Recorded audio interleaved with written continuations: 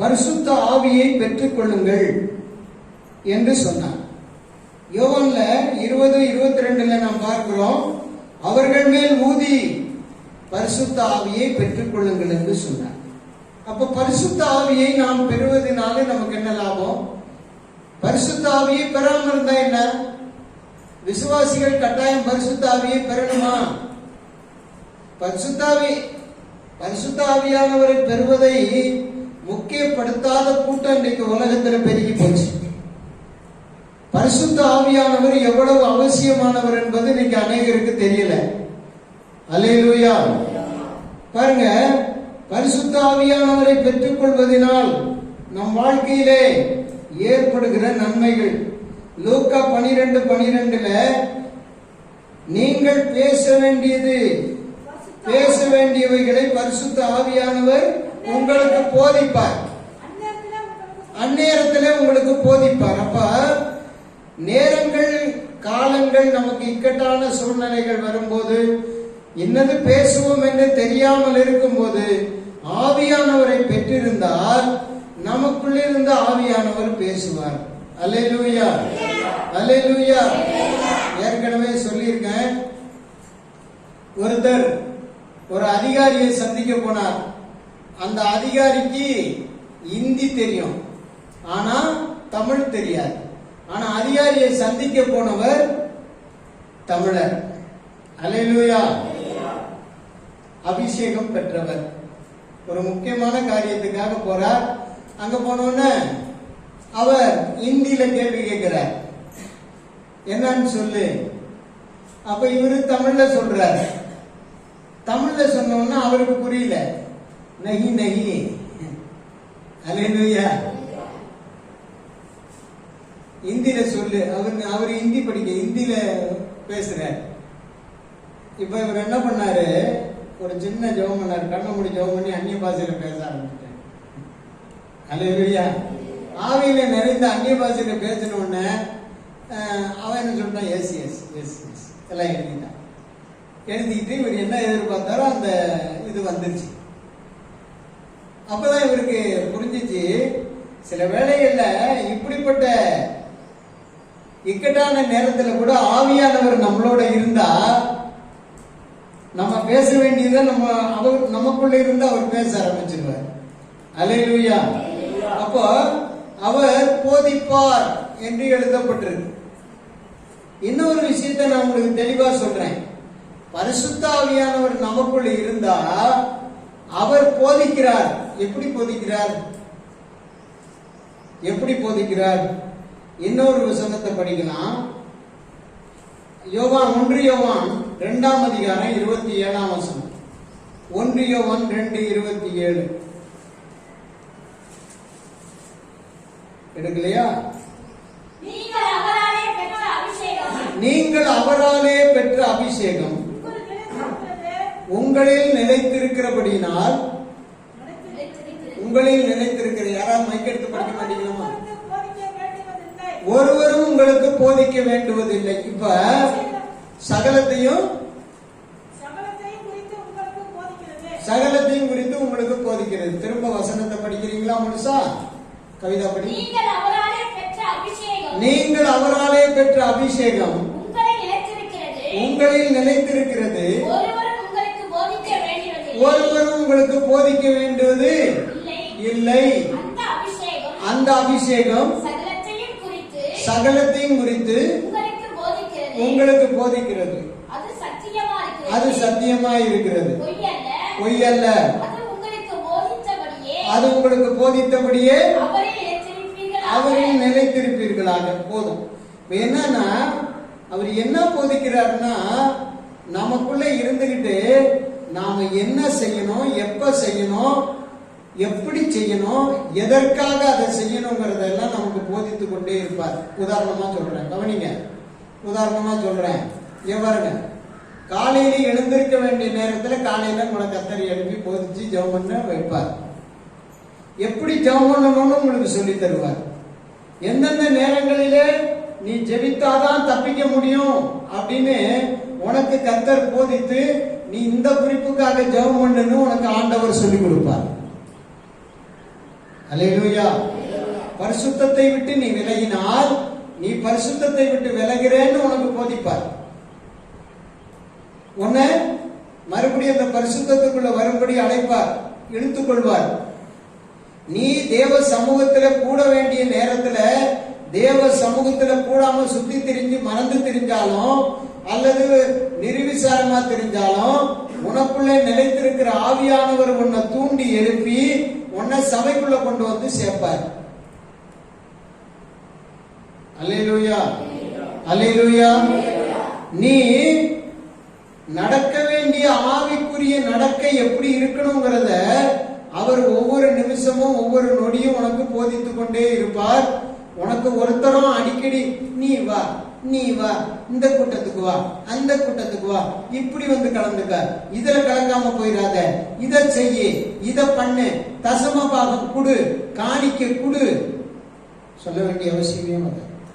அதாவது கரெக்டா ஆவிக்குரியவனுடைய வாழ்க்கையில ஆவியானவரை தனக்குள்ளே உடையவன், ஆவியானவரால் போதிக்கப்படுகிறவன், ஆவியானவர் தனக்குள்ளே நிலைத்திருக்கிறார் என்ற அந்த உணர்வும் அறிவும் உள்ளவன் ஆட்டோமேட்டிக்கா செய்ய வேண்டிய அனைத்தையும் ஒருத்தர் சொல்லி செய்ய மாட்டான், சொல்லாமலே அவனுக்குள்ள ஆவியானவர் போதித்து அதை செயல்படுத்தி கொண்டே இருப்பான். இன்னைக்கு நீங்கெல்லாம் ஆவியை பெறாது இருக்கிறதுனால உங்களை என்ன குத்தினாலும் தெரியல, என்ன கேட்டாலும் உங்களுக்கு சூடு சொரண வரல, என்னத்தை கடிந்து கொண்டாலும் உங்களுக்கு என்ன இல்லை, என்ன இல்லை, உணர்வு இல்லை. ஏன் உணர்வு இல்லைன்னா அவங்க தான் அபிஷேகத்தை பெற்றிருக்கமே, ஆவியை பெற்றிருக்கமேனா, இன்னைக்கு நான் சொல்றேன் உனக்கிட்ட 2 அந்நிய பாஷை மட்டும்தான் இருக்கு, வேற எதுவுமே இல்லை. அல்லேலூயா. 2 அந்நிய பாஷை நீ அன்னைக்கு பேசின 2 அந்நிய பாஷை தான் உனக்குள்ள நிலைத்திருக்குதே தவிர அந்த 2 அந்நிய பாஷை தான் ஓ பேசுறியே தவிர இந்த அந்நிய பாஷைக்கு அர்த்தமும் தெரியாது, பொருத்தமும் தெரியாது. அந்த அந்நிய பாஷை உனக்குள்ள சந்தோஷத்தையும் உண்டாக்கல, அந்த அந்நிய பாஷை உன்னை உணர்த்தவும் இல்லை. அந்த உனக்குள்ள அபிஷேகமாக்கி ஆவியானவர் வந்தாரே, வந்து அவர் உனக்கு கொடுக்கறத நீ செய்யறதுக்கு எந்த விதமான சக்தியும் புத்தியும் பலனும் இல்லாம போயிட்ட.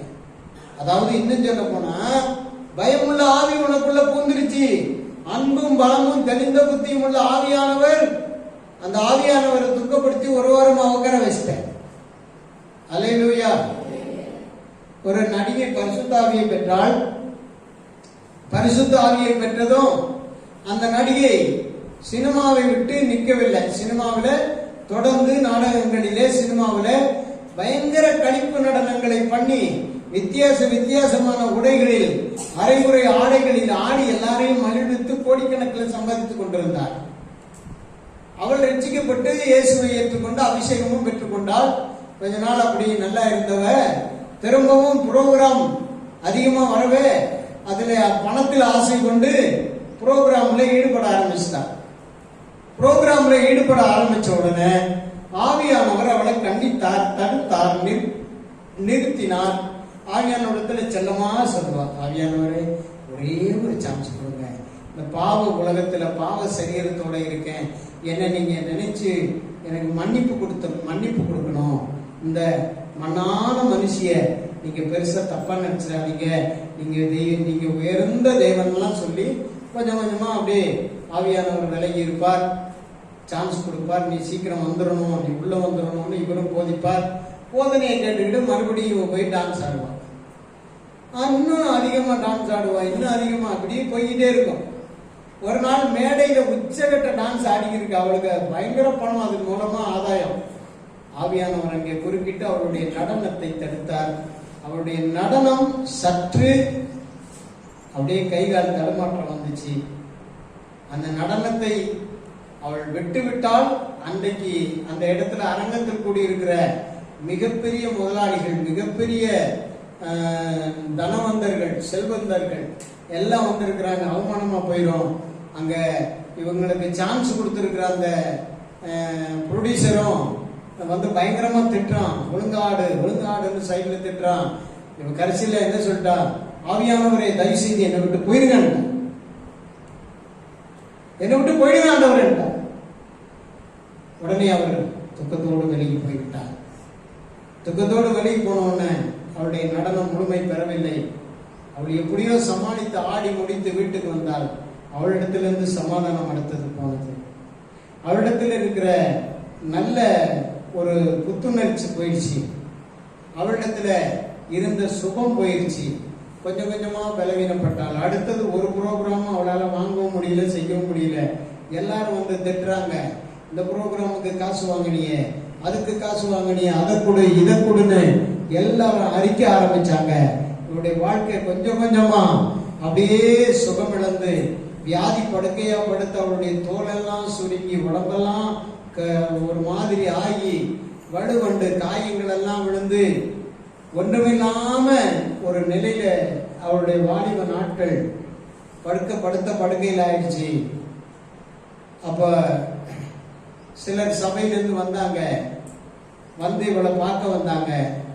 ஆவியானவர் இவளை விட்டு போனது தெரியல அவங்களுக்கு. வந்து ஜெபிக்கலான்னாங்க.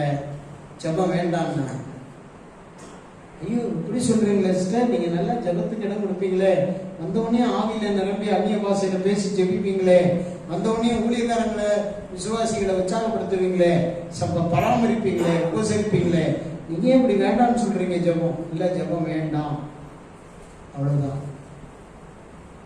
அல்லேலூயா. ஒன்னும் புரியல அவங்களுக்கு, ஆச்சரியமா இருந்துச்சு. கடைசியா சொன்னாங்க, எனக்குள்ள இருந்து ஆவியானவரை விரட்டிட்டேன். அவர் போனதோட என் நிம்மதி போயிடுச்சு, அவர் போனதோட என்னோட சந்தோஷம் போயிடுச்சு, அவர் போனதோட என்னுடைய அமைதல் போயிடுச்சு, சுகம் போயிடுச்சு, விடுதலை போயிடுச்சு. அவரை நான் கூப்பிடுறதுக்கு என்னட்ட தகுதி இல்லை. அவர் இல்லாம என் வாழ்க்கை ஒண்ணுமே இல்லை. அவர் இல்லாத வாழ்க்கை ஒன்றுமில்லாத வாழ்க்கைன்னு நான் உணர்ந்துட்டேன். ஆனா எனக்கு திரும்பி அவர் அழைத்தா அவர் வரமாட்டார். அதுவும் எனக்கு நன்றா தெரியும். ஆவியானவருக்கு விரோதமான பாவம் இம்மையிலும் மறுமையிலும் மன்னிக்கப்படாது, அது எனக்கு தெரியும்.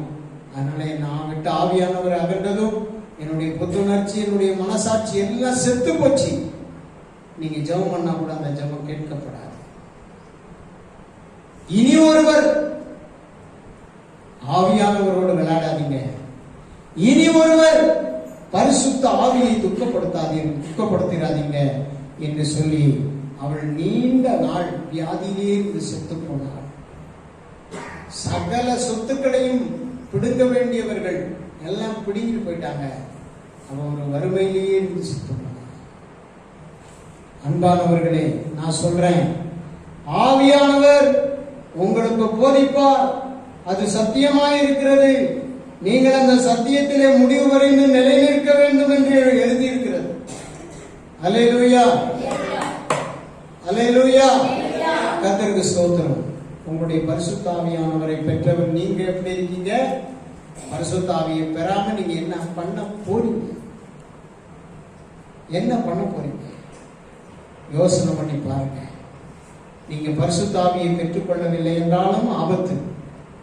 அவர் இல்லைன்னா உங்க வாழ்க்கையில சிறப்பே கிடையாது. அவர் இல்லைன்னா உங்க வாழ்க்கையில மேன்மையே இல்லை. அவர் இல்லைன்னா உங்க வாழ்க்கையில உயர்வே இல்லை. அவர் இல்லைன்னா உங்க வாழ்க்கையில நீங்க மோட்சம் போய் சேரவும் முடியாது.